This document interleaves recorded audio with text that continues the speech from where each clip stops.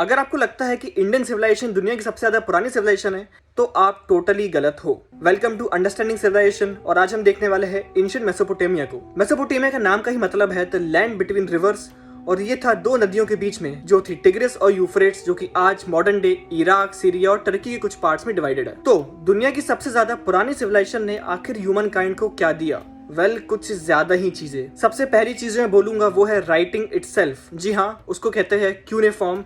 उन लोगों ने अपने ट्रेड्स को और बाकी चीजों को नोट डाउन करने के लिए राइटिंग का ही इन्वेंशन कर दिया। एस्ट्रोनॉमी को देखे तो तारों के पोर्शन को देखकर इन लोगों ने साल को 12 पीरियड में डिवाइड किया।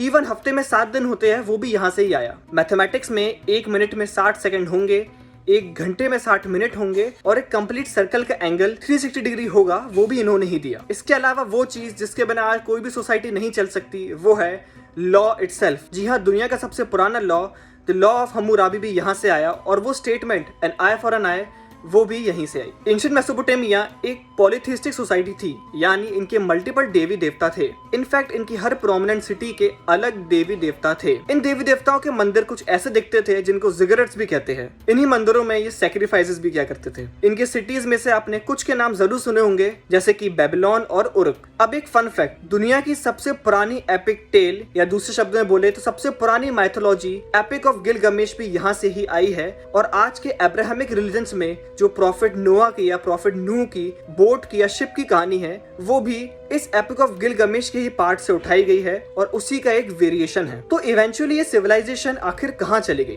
बिकॉज ये सिविलाइजेशन इंटरनली मल्टीपल सिटीज में डिवाइड हो चुकी थी।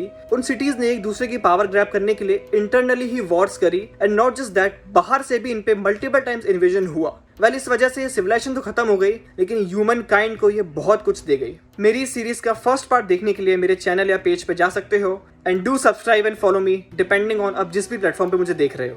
Thank you.